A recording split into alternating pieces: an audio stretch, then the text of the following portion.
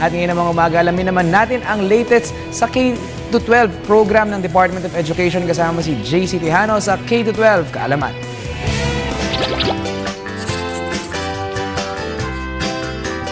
Kumusta mga boss? Ako si JC at kasama ko naman ang best friend ko sa school na si Lulu. Ako si Lulu. Muli kami nagbabalik ni Lulu para bigyan kayo ng 3 minutong puno ng kaalaman tungkol sa K-12. Na bahagi ng Philippine Development Plan o PDP. Pero ano nga ulit ang K-12, JC? Para sa mga bago nating tagapanood, ang K-12 program ay proyekto ng ating pamahalaan na naglalayong paunlarin ang kalidad ng edukasyon sa ating bansa. Posible ito sa pamamagitan ng pagdaragdag ng 2 taon sa high school at pagtiyak na lahat ng mga nais tumuntong sa elementarya ay dapat munang pumasok sa kinder. Saan naman idadagdag ang 2 taon? Ang additional 2 years, Lulu, ay idadagdag sa high school na tatawaging grade 11 at grade 12. Magbibigay daan ito sa mga estudyante na mas paunlarin ang kanilang mga sarili sa pamamagitan ng pagkuha ng mga technical vocational courses na aprobado ng TESDA. Kapag kasi natapos nila mga kurso, maaari na silang maghanap at kumuha ng trabaho pagkatapos ng high school. Pero bago natin lubos na talakayin ang high school curriculum sa ilalim ng K-12 program, pag-usapan muna natin ang kindergarten curriculum. Mahalaga ba talaga ang kinder, JC? Oo naman, Lulu, dahil ito ang tutulong sa mga batang mag-aaral na ihanda ang kanilang mga sarili sa pagpasok sa elementarya.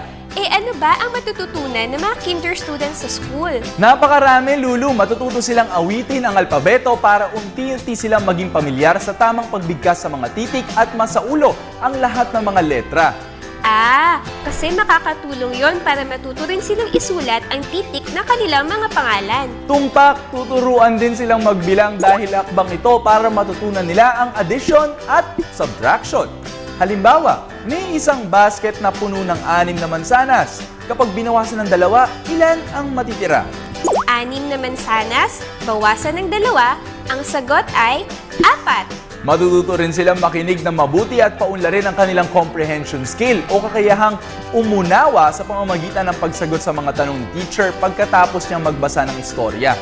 Malaki pala talaga ang matutulong ng kinder para maging handa sa grade 1 ang mga bata. Oo naman, Lulu, at sa tulong ng K-12 program, mas angkop na curriculum din ang nakahanda para sa mga batang mag-aaral. Marami pa kaming gustong ibahagi sa inyo ni Lulu, kaya lang time's up na. Kaya naman para sa iba pang kaalaman tungkol sa K-12, abangan kami ni Lulu tuwing Lunes, Miyerkules at Biyernes dito lamang sa Good Morning Boss. At para balikan ang aming past episodes, bumisita lang sa aming YouTube channel. Ako si Lulu. At ako naman si JC Tejano para sa K-12 Kaalaman. Paalam! Paalam!